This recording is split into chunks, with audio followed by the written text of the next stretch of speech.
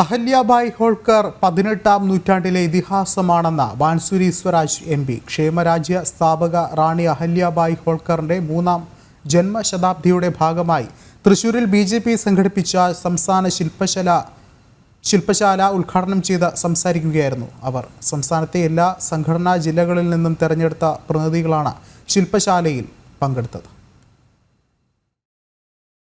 സർവശ്രേഷ്ഠമായ ഭാരതീയ സംസ്കൃതിയും ചരിത്രവും എത്രമാത്രം ശക്തമായിരുന്നുവെന്നും നാരിശക്തിയുടെ മഹത്വപൂർണമായ ആവിഷ്കാരം അതിൻ്റെ സവിശേഷതയായിരുന്നുവെന്നും തെളിയിക്കുന്നതാണ് റാണി അഹല്യാബായ് ഹോൾക്കറുടെ ചരിത്രമെന്നും ബാൻസുരി സ്വരാജ് MP പറഞ്ഞു.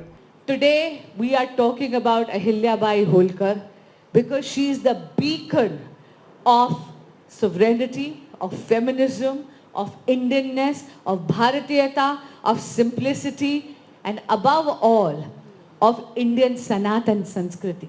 സാമ്രാജ്യത്വത്തിനെതിരെ പോരാടിയ ആധ്യാത്മിക നവോത്ഥാന മുന്നേറ്റത്തിന് നേതൃത്വം നൽകിയ മറാഠയിലെ റാണി അഹല്യാബായ് ഹോൾക്കറുടെ 3ാം ജന്മശതാബ്ദി ആഘോഷത്തിന്റെ ഭാഗമായാണ് BJP സംസ്ഥാന ശില്പശാല സംഘടിപ്പിച്ചത്.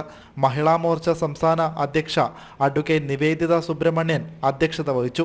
BJP സംസ്ഥാന വൈസ് പ്രസിഡന്റുമാരായ Shobha Surendran, advocate B Gopalakrishnan, VT Rama, BJP Thrissur city ജില്ലാ president Justin Jacob, Mahila Morcha സംസ്ഥാന ജനറൽ സെക്രട്ടറി നവ്യ ഹരിദാസ്, മഹിളാ മോർച്ച സംസ്ഥാന സെക്രട്ടറി സ്മിത മേനോൻ, മഹിളാ മോർച്ച സംസ്ഥാന ജനറൽ സെക്രട്ടറി സിനി മനോജ്, കർഷക മോർച്ച സംസ്ഥാന പ്രസിഡന്റ് ഷാജി രാഘവൻ എന്നിവർ പ്രസംഗിച്ചു.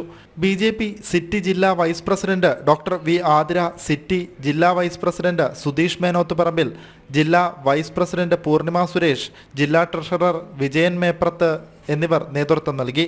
ജനം, തൃശൂർ.